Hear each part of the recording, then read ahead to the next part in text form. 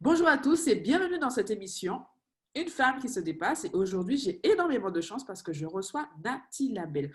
En Nathy Labelle, peut-être que vous avez entendu parler d'elle ou peut-être pas, mais aujourd'hui, vous allez pouvoir la connaître. C'est une femme extraordinaire.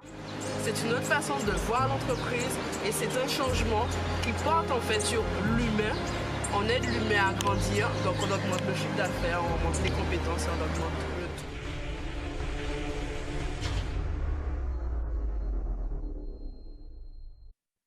Bonjour Nathy, Bonjour Johanna. comment vas-tu aujourd'hui? Bah écoute, ma foi, ça va très bien et toi? Ça va également, merci. Dis-moi, est-ce que tu peux dire aux personnes qui nous regardent aujourd'hui qui tu es vraiment? Qui suis-je vraiment? Bonne question. Bah écoute, je suis Nathy Labelle. Mon vrai prénom, c'est Nathalie Sohou et je suis auteure en fait. Donc, j'aime beaucoup divulguer des messages positifs chaque jour. Je suis passionnée par le développement personnel. Voilà un petit peu tout ce que je suis. C'est vraiment une histoire d'amour depuis plus de 20 ans déjà. Et je baigne dedans, je le vis et je le respire, le transpire, enfin voilà tout ce que je suis. Ok. Si tu devais te décrire en 3 mots, qu'est-ce que tu dirais? Je dirais que je suis quelqu'un de positive, quelqu'un de aimant et de quelqu'un de résilient. Waouh, ce sont de grands mots que tu utilises. Est-ce que ce sont des mots que les personnes qui sont autour de toi utilisent pour te décrire également? Aussi, bien sûr, oui, ce sont des qualificatifs que l'on me donne et surtout ce que je m'attribue aussi, effectivement. Oui, oui. Ok, d'accord. Donc voilà, c'est ton ancrage, c'est toi, c'est vraiment cette partie de toi-même. L'écriture, ça a commencé pour toi quand? Oh là là, c'est une grande histoire ça aussi. C'est-à-dire que ça a commencé depuis l'âge de 8 ans, précisément. Euh, Quand j'étais petite, en fait, si tu veux, j'écrivais avec la machine à écrire, même si cette dernière, elle était cassée. J'avais à cœur de raconter des histoires. Donc, tout a commencé là, depuis l'âge de 8 ans. Du coup, je voulais divulguer des messages, lesquels, je ne sais pas trop, parce qu'à 8 ans, on est vraiment un enfant, on est petit et tout. Mais c'est ce que m'a raconté une de mes grandes sœurs, que j'avais déjà à cœur de raconter des histoires. Donc, tout a commencé dès l'âge de 8 ans. Et après, ça s'est confirmé plutôt, on va dire, vers l'âge de 15 ans. Parce que là, vraiment, j'ai connu des périodes assez compliquées, on va dire. Donc, l'écriture a joué un rôle très important. D'accord. Donc l'écriture est ton moyen d'expression, ce qui te permet d'être toi-même, qui permet d'exprimer qui tu es. C'est, Oh là c'est, là, que oui, vraiment. waouh, c'est vraiment beau. Quand on entend parler, on sent que les mots s'écrivent aussi sur les murs. On peut te lire en fait à travers tout ce que tu dis. C'est vraiment très beau. Euh, quel- En plus de la petite fille qui écrivait, qui faisait des histoires, qui avait envie de partager des histoires, quel type de petite fille tu étais dans la cour de récré? Ah, bonne question. C'est assez drôle parce que étais-je vraiment une fille dans le sens où j'étais plutôt un petit garçon manqué, tu vois. Donc, je faisais beaucoup de jeux masculins et j'étais aussi d'ailleurs à l'époque dans une équipe de football. J'étais même le troisième meilleur joueur, donc j'étais plutôt un garçon manqué, mais j'aimais beaucoup ça. J'étais quelqu'un qui m'amusait beaucoup étant enfant. J'étais un enfant très vivant du coup, mais voilà, c'était ça. Plutôt un petit garçon manqué du coup. D'accord. Donc, tu préférais le groupe, peut-être une petite discussion à deux, ou tu étais plutôt seule? Dans ce que tu me dis, Alors, c'était plus quoi? plutôt à plusieurs quand même. La présence des autres, oui, ça me nourrissait vraiment. Oui, oui. D'accord. Ok. Et justement, si on revient à l'écriture, écrire te permet de communiquer avec plusieurs personnes. Tout à fait. Et c'est vraiment ce que j'aime le plus parce que écrire, ça permet de réunir en fait. Et ça, c'est vraiment merveilleux. Wow, wow. Excellent, excellent, excellent, excellent. Tu sais, je rencontre des femmes qui ont aussi cette envie de partager leur histoire, d'écrire, mais qui n'osent pas, tu vois. Et oui, tu écrivais tes histoires, toi, voilà, c'était simple. Il y en a qui ont peut-être écrit les petits carnets secrets et qui n'osent pas écrire aujourd'hui. Qu'est-ce qui t'a motivé, qu'est-ce qui t'a donné envie à ces 15 ans de te dire, OK, je ne vais pas dessiner, mais je vais écrire. Qu'est-ce qui t'a donné envie d'écrire? Wow. Bah, en fait, là, c'est plutôt les circonstances de la vie qui m'y ont invité, on va dire.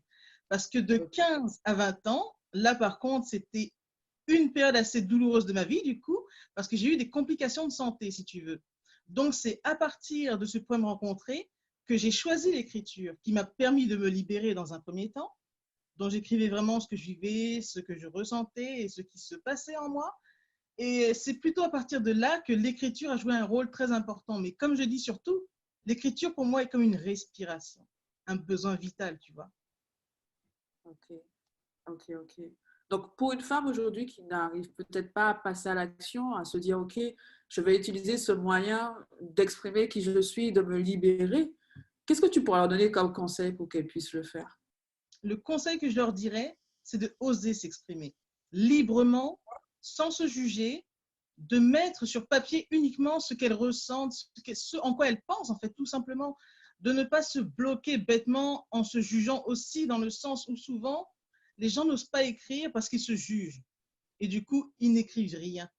Donc, une personne qui aimerait écrire, je lui dirais de prendre, par exemple, 5 minutes ne serait-ce par jour, de prendre rendez-vous avec l'artiste en eux, mais d'écrire quelque chose.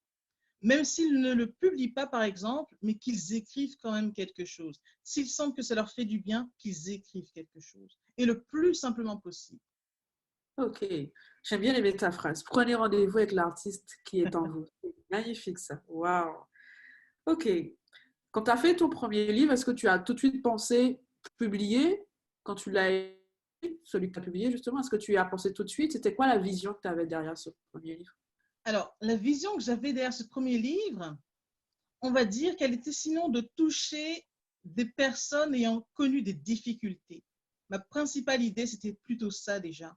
C'était de laisser un message, bien sûr, mais cette volonté d'aider aussi par un parcours qui n'a pas été évident, par exemple. Donc, ma vision pour ce livre, c'était de toucher des personnes qui ont connu le chaos dans leur vie, mais de transformer ce chaos en cadeau, en fait, tu vois. Donc, c'est ça l'idée du premier livre, en effet. Laisser Ok. quelque chose. Ok. On ressent l'écrivain en toi. Transformer le chaos en cadeau. Waouh! Je sais pas si vous êtes d'accord avec moi, vous pouvez mettre en commentaire, mais elle est inspirante, rien qu'en parlant. Donc, du coup, si on le tape, c'est waouh, ça reste grave. Magnifique. Euh, Aujourd'hui, lequel de tes livres qu'on doit absolument, mais vraiment absolument avoir aujourd'hui qui va nous accompagner toute notre vie, que peu importe la situation que l'on va vivre, lequel on doit avoir absolument? Waouh, là, c'est une question très compliquée. Mais sinon, s'il y en a un qu'il faut absolument avoir, je dirais indiscutablement que c'est 365 douceurs pour l'âme. Je Wow. partirai sur celui-là parce que c'est un livre que l'on peut lire sur toute l'année. Parce que d'où son titre, 365, on peut donc lire un message par jour ou même plusieurs, enfin après c'est selon. Mais ce serait donc ce livre-là. On va partir sur celui-là, par exemple. Est-ce que tu as une phrase des 365 douceurs de l'âme que tu peux nous partager aujourd'hui avec ta délicate voix? Oui, bien sûr, je pourrais laisser le message suivant et qui me permet de me recentrer, surtout chaque fois que j'y pense, ce serait toute joie, comme toute peine, se joue dans notre tête, car c'est nous qui donnons un sens à ce qui nous arrive.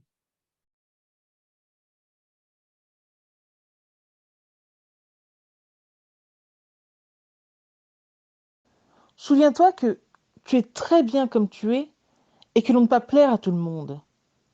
En te forçant à plaire à chacun, tu déplairas inévitablement. En restant fidèle à celui que tu resteras dans le cœur et dans la mémoire de nombreuses personnes. Reste toi-même et ne sois pas la copie de quelqu'un d'autre.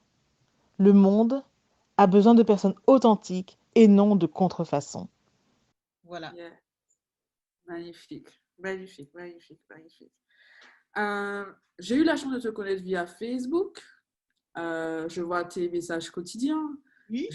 J'en pique certains pour garder dans ma petite liste de messages positifs à regarder. Mais tu nous conseilles de te suivre plus sur lequel des réseaux? Je dirais sur Facebook quand même, parce que c'est quand même où je suis le plus active.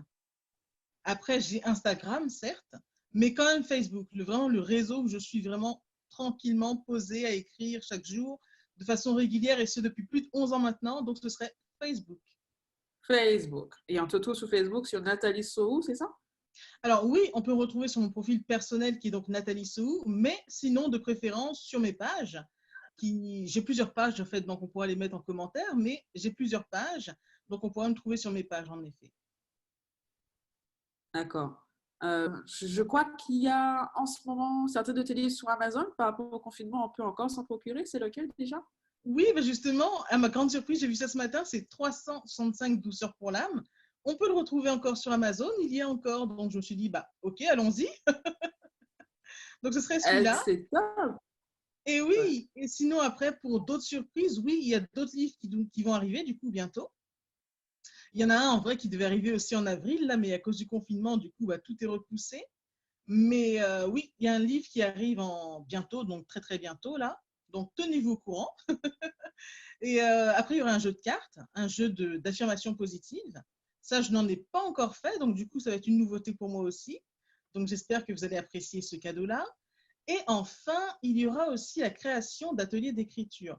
Donc ça, c'est vraiment un projet que je veux mener à bien. J'espère pouvoir le mener à bien le plus rapidement possible, mais ce sera ça qui va arriver. Ok. Waouh, c'est Noël en avril, quoi. C'est magnifique. Alors, un jeu de cartes, un nouveau livre, des ateliers d'écriture. Donc, une superbe nouvelle pour ces femmes qui n'osent pas et qui ont envie de se dépasser, de pouvoir participer à tes ateliers. Franchement, c'est un Tout à superbe fait. cadeau. Euh, on n'a pas parlé de tes livres, on a parlé que de seul, Douceur de l'âme qui est disponible. Donc, si vous pouvez le procurer, c'est maintenant. Je mettrai le lien en commentaire, vous pouvez y aller. Mais sinon, alors moi, je les ai quasi tous. Il me manque Oui. un. En plus, j'entends qu'il y a un nouveau. Donc, qu'est-ce que tu peux nous dire tes différents livres? Donc, on a 365 délices pour le cœur, qui est donc mon premier livre. C'est un OK. cocktail explosif de messages positifs, hein, du coup. Le deuxième, c'est le journal des succès. Donc, un journal où on écrit nos succès dedans, et ce sur un an. Le troisième, c'est donc 365 douceurs pour l'âme, celui dont on vient de parler. Après, on a 101 perles de bonheur, qui est un livre de méditation, de réflexion, et il y en a donc 101, hein, comme le dit le titre. Ce sont des textes de 15 à une trentaine de lignes, comme ça, où je raconte pas mal de choses. Surtout, je fais part de ma philosophie de vie, sur comment triompher des épreuves au quotidien. Après, on a le journal de l'optimisme, qui est donc le 5e livre. Et enfin, nous avons le petit dernier pour l'instant, qui est 101 perles de sagesse. Donc voilà pour mes œuvres pour l'instant. Ça marche. En tout cas, je comprends que dans ton cocktail, tu nous apprends à aimer la vie. Oui, Donc, tout ce oui, que tu en tout cas, oui. aimer, aimer la vie, aimer qui nous sommes. Oui, c'est très Franchement, important. félicitations. Je trouve ça magnifique. Franchement, waouh.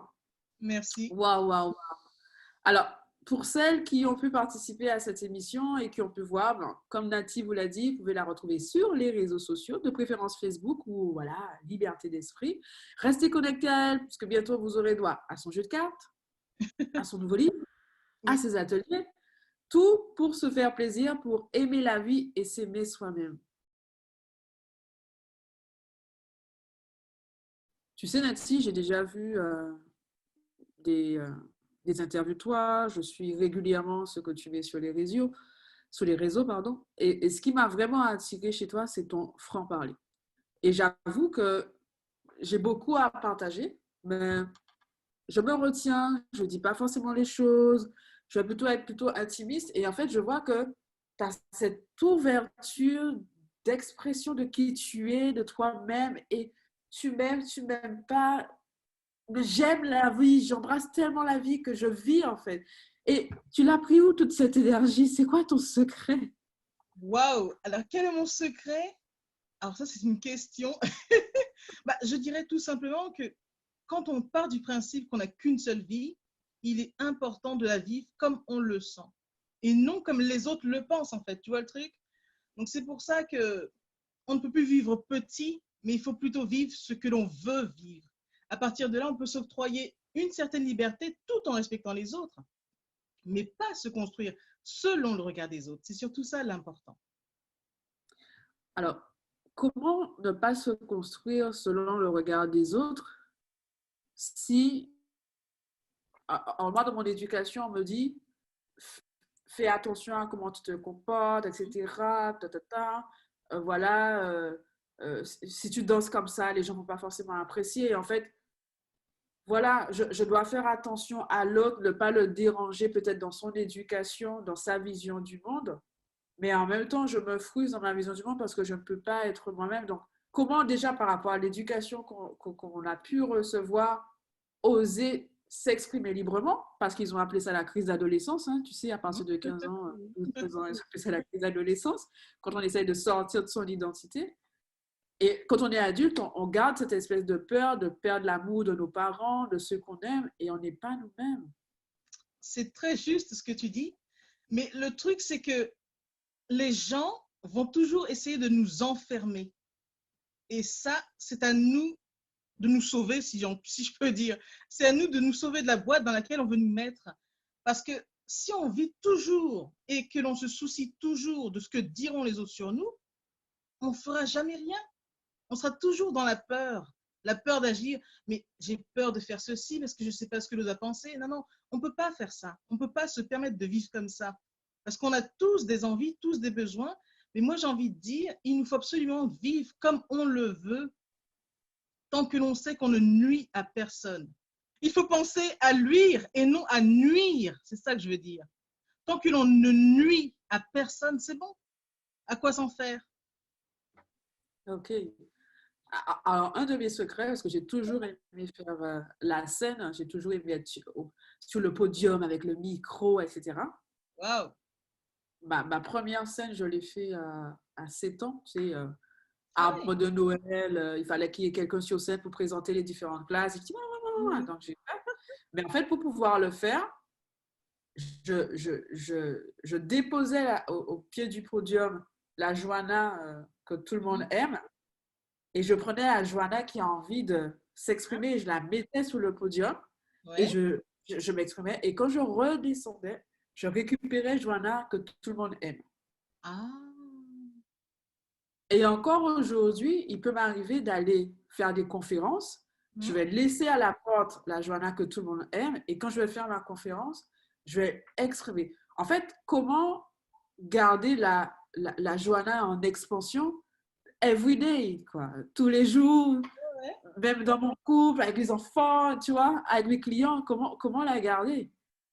Parce que toi, tu la gardes. Nati, elle est Nati partout. Elle n'est pas Nati 1 et Nati 2. Oui, non. En fait, je pense que tout ça, ça vient quand tu te connais bien, en fait.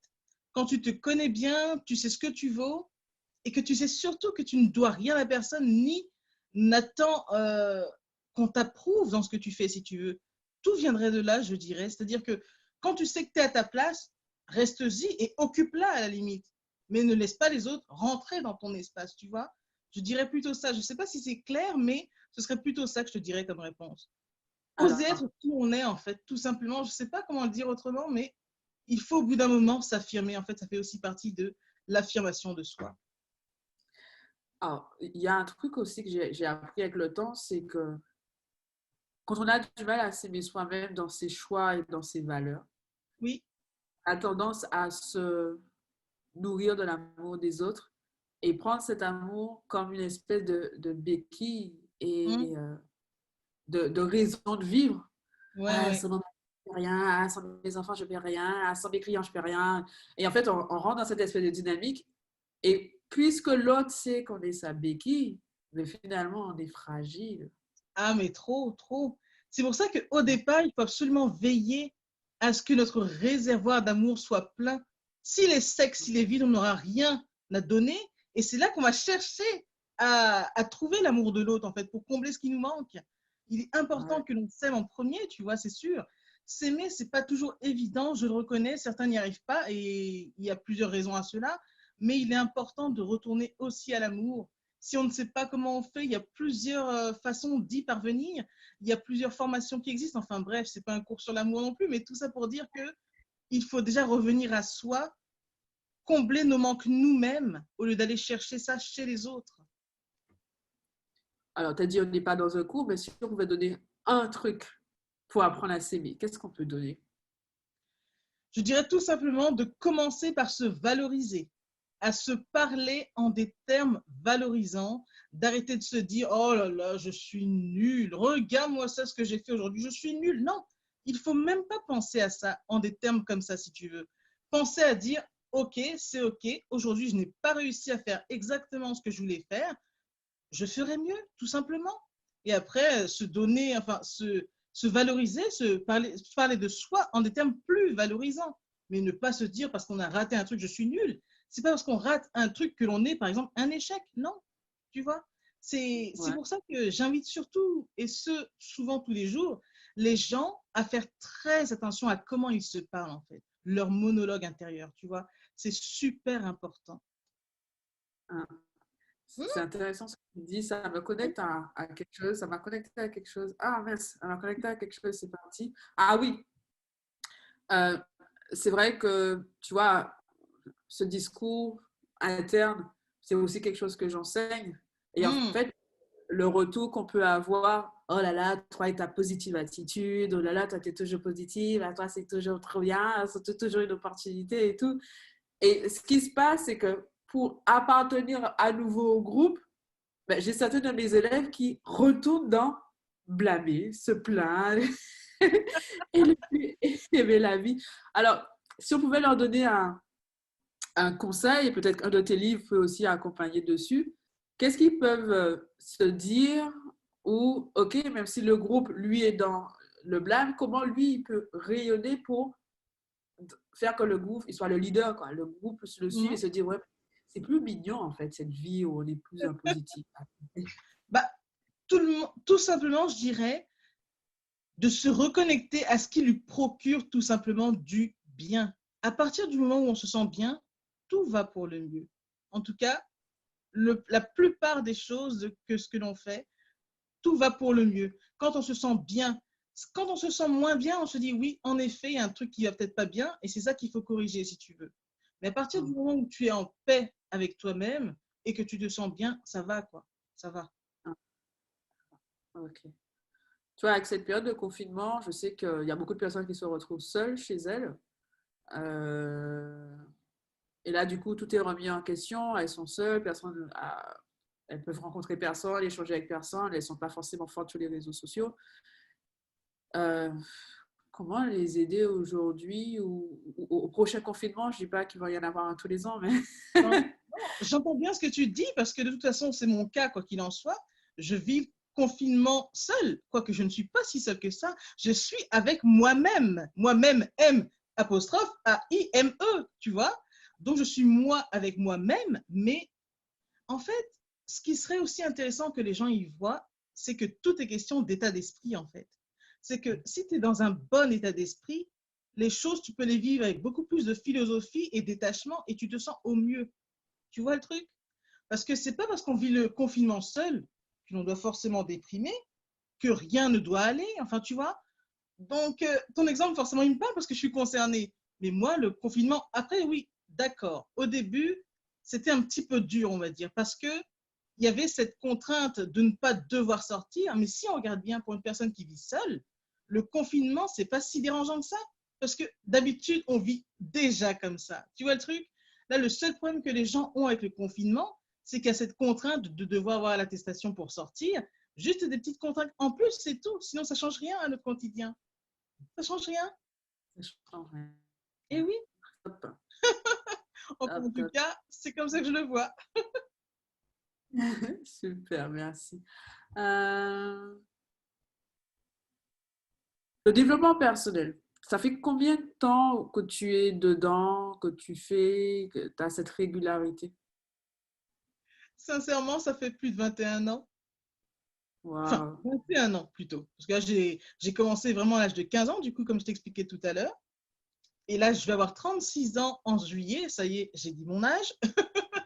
Mais voilà, c'est ça, c'est ça. Ça fait 21 ans que je suis dans le développement personnel et que je me développe depuis tout ce temps. Parce que voilà, si je me suis justement invitée au développement personnel, c'est parce que ça a changé ma vie. Ça m'a construite du coup par rapport aux soucis que je rencontrais de 15 à 20 ans, mais j'ai continué et j'ai travaillé sur moi en Ah, tout cas.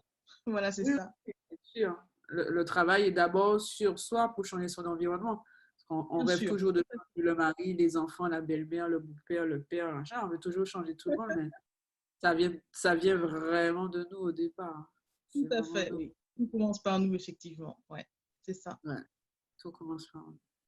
Donc, d'où le nom, développement personnel. Hein. Personnel, effectivement, ça porte très bien son nom, mais c'est exactement ça. Mais vraiment, d'un côté, je me dis des fois, comment serait ma vie si je n'avais pas connu ça, en fait? Tu On est vois, c'est deux. marrant, hein? Mais ouais, On est deux. Pareil, hein, avec mon mari, on se dit, mais comment feraient les gens si. Comment font les gens en couple oui. avec des enfants qui ne font pas de développement personnel? Mm, ouais. Tu vois, comment ils font? Comment ils font? En même temps, je me dis, mes parents, ils avaient la prière, hein, c'était leur forme Oui, de développement personnel, hein, tout à fait. tu vois. Mais comment ils font qu'est-ce qu'ils lisent? Qu'est-ce qu'ils font? Vers quoi ils se tournent? Est-ce qu'ils regardent en eux? Mm. Mais du coup, C'est c'est une très bonne question, mais c'est vrai que l'autre fois, je réfléchissais, je me suis dit, ouais, ça fait déjà 21 ans, du coup, et ouais, c'est une très bonne question. Du coup, je suis bluffée de ta question, là. Parce que ça et ramène chaque forcément à plein de choses, mais ouais, c'est ça, c'est ça. Et chaque jour, on continue d'apprendre, parce que chaque jour, tu découvres d'autres choses sur toi, chaque jour, tu comprends que tu peux encore aller plus loin, chaque jour, tu comprends que tu peux comprendre le comportement de l'autre et qui est en train de t'apprendre quelque chose sur toi, et tu te dis, ah ouais, mais je Tout à grandis tous les jours. Ah, mais c'est ça. Et ce qui me fait surtout plaisir de la part de ma mère, c'est qu'il n'y a pas longtemps, elle me dit, mais Nathalie, j'ai remarqué que tu es encore plus heureuse qu'avant et tout. Je dis, oh! Donc je me suis dit, mais c'est-à-dire que tout le travail que je fais depuis tout ce temps, il se voit en fait. Parce que, bien entendu, je n'ai pas été toujours positive, disons clairement les choses. Parce que je te disais que j'ai rencontré des soucis de 15 à 20 ans, mais j'ai été dans une extrême souffrance, si tu veux. Mais depuis, j'ai pu transformer les pépins en pépites et c'est ce qui fait qu'aujourd'hui, je pétille en fait. Je pétille de joie, de forme, enfin voilà. Mais je suis bien. Mais quand ma mère me l'a dit, je me suis dit, ah, on y est en fait, tu vois. Donc j'ai eu sa confirmation, une sorte de confirmation, et je me suis dit, ouais, c'est pas mal. Donc, je veux continuer dans cette voie-là, en tout cas. Tu vois, c'est ça. Ah, j'aime bien. J'ai transformé les pépins en pépites et je pétille. Ah non, mais waouh, Nati, tu nous fais le 365 de développement personnel. Non, mais c'est vrai que, en tout cas, le développement personnel, c'est vraiment une très, très grande histoire d'amour. Et je continuerai avec ça parce que, du coup, c'est ce qui m'a fait grandir et ce qui fait que je suis ce que je suis aujourd'hui et qui m'invite surtout, du coup, à proposer mes livres de développement personnel. Il ne pouvait en être autrement. Je ne pouvais pas écrire de la fiction. Non, c'est pas mon domaine. J'écris dans ce que je sais et ce que je connais et que j'ai traversé surtout. C'est clair. Et oui, Et oui, on prend ça au montage.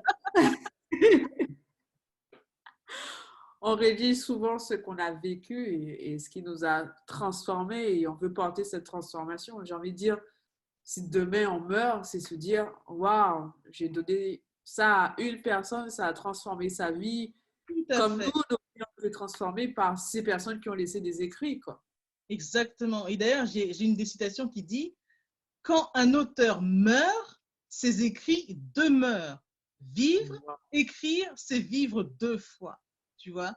Et ça, par contre, quand je me. Enfin, c'est du coup ce que j'aimerais laisser à l'humanité quand je ne serai plus là, tu vois?